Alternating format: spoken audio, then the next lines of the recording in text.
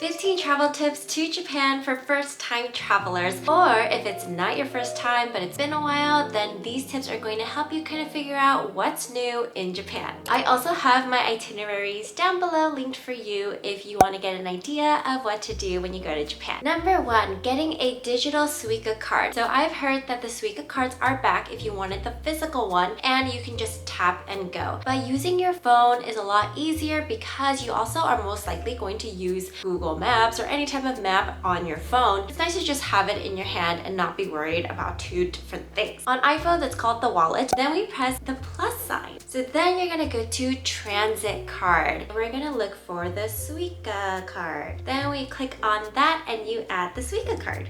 Then I'm gonna press continue. Then you're gonna put add whatever amount you want. I'd say 5,000 yen, which is about $30 US, is a good place to start. And you can always reload. I'm just gonna put 5,000 and the minimum is 1,000. Then you press add, agree, and then you can use your Apple Pay add money to your suica card. But basically it's a little card. It works on transportation systems and it also works at convenience stores to also pay for your snacks or anything like that. The convenience stores also take credit card or cash, but it's just another option to have. There's also the Pasmo card, but the suica card is just the one that I ended up using. Now this does not work for the JR pass. So if you are trying to go from Tokyo to Osaka or Kyoto, that's a totally different train. Convenience stores are life, and there's a meme where it's like, oh, I spent $1,000 to get to Asia just to eat ramen at a convenience store. The food is so much better at 7-Eleven, Lawson's, Family Mart. The 7-Elevens in the US are so sad and the food is not good, but in Asia it is totally different. Same with Korea, same with Taiwan. The food is made fresh, and I literally saw the 7-Eleven workers making the onigiri in the back, all fresh, and it's really well priced too. Pretty much all my breakfast came from the convenience stores. The 3 most popular cities that a lot of tourists will go to for their first time is Tokyo, Kyoto, and Osaka. Now in Japan, there is food everywhere, literally everywhere. For context, Tokyo itself, just the city of Tokyo, has 160,000 restaurants. There are about 1.5 million restaurants all throughout Japan, which is roughly the same amount as the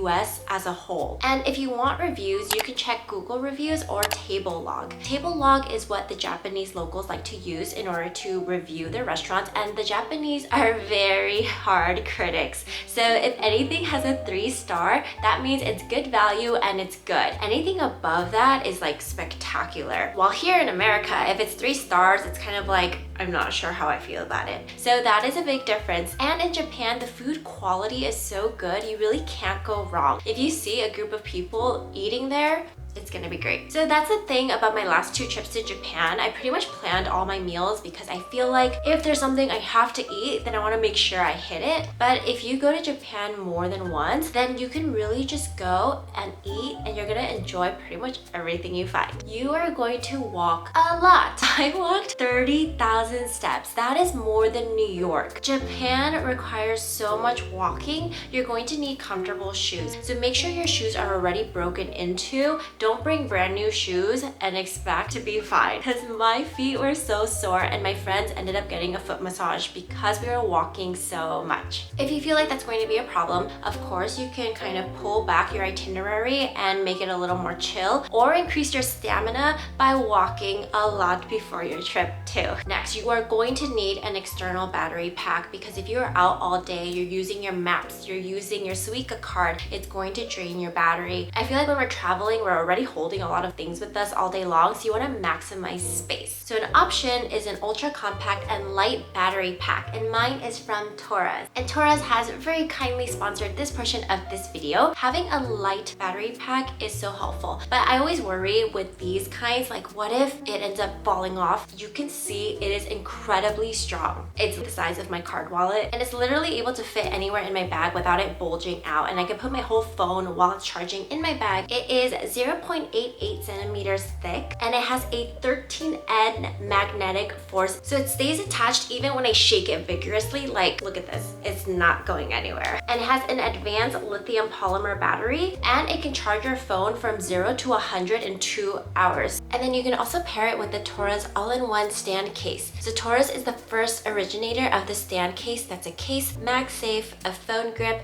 and a kickstand. It also offers all-around protection, and you can use it vertically vertically or horizontally when you're watching videos, or slide your finger in if you need a better grip. So you can use my link below to check out the Taurus battery pack. Next is eSIMs or pocket Wi-Fi. If you are going in a group, like you are a family, and you know that you're going to be sticking together all the time, I would say get a pocket Wi-Fi. It's just like a traveling Wi-Fi with you everywhere you go, and everybody can connect to that Wi-Fi. But if you get separated, that's the problem. That person who's off by themselves, they're not going to have internet. If you know that that's the case, then I would get an eSIM. Now, setting up an eSIM can take some time. I have shared in previous videos how to do it, so I'll just give you a quick little run through. But basically an eSIM, you're just setting it up in your phone, and once you set it up, you don't have to set it up again. You just turn it on and off. So I use Ubiggy. Aerolo is another very popular one. It was so fast, highly recommend. And it's nice because I literally just turn it on when I land in Asia, then I turn it off when I leave. I have T-Mobile One, where I have global internet everywhere I go. These international Wi-Fi plans are not good. You're going to need a pocket Wi-Fi or an eSIM to roam around. I think Google also has an international Wi-Fi system. I've heard that one's good too. But the eSIMs, they can range from $10 to $15. It just depends how much data you need. Because I'm a content creator, I'm uploading things all the time, so I tend to get the most that I can. If you get a pocket Wi-Fi,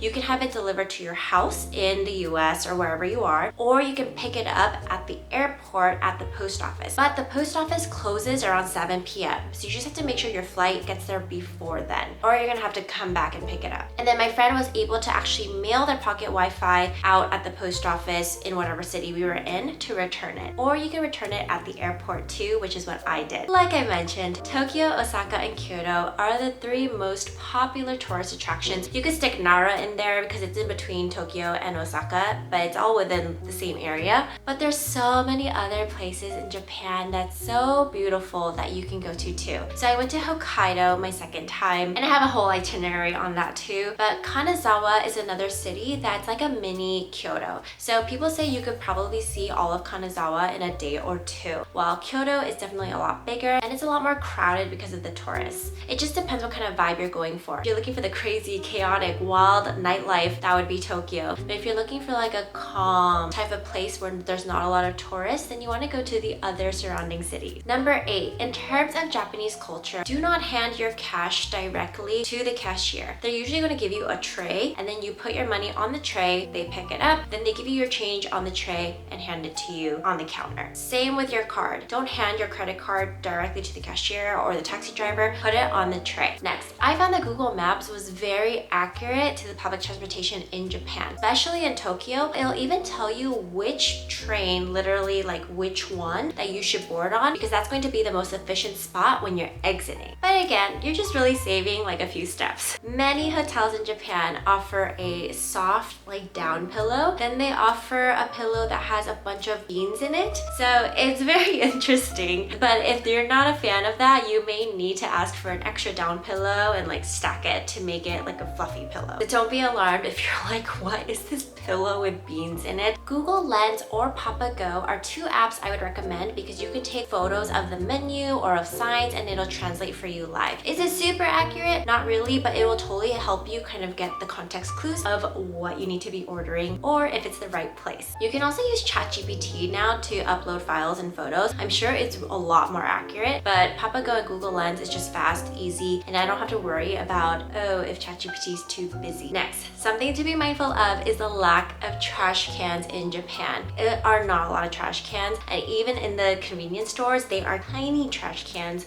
so you can't even put a lot of your trash in there. So just be prepared, hold your trash, whether you have a Ziploc bag, a plastic bag, or something to put it in. Some people also like to have like hand wipes or things like that because the bathrooms won't have towels if you are washing your hands. There are so many stairs in the public transportation areas, so you need to make sure that whatever luggage you have, you are prepared to carry it. So I had a giant check-in luggage as well as a carry-on my first time in Japan, and it was so tiring to lug it around when I was arriving and when I was leaving. So just make sure you take what you can carry because there's a lot of stairs and the elevators are sometimes very far away. So whether you have a baby and a stroller, just be prepared. You need to be able to carry everything, or you're gonna have to go up and down the stairs multiple times and make multiple trips. The best months to visit Japan or just East Asia in general, it's going to be March, April, May. Skip the summers if you can. Japan. And then end of September, October, November. So that's avoiding the super hot, humid heat,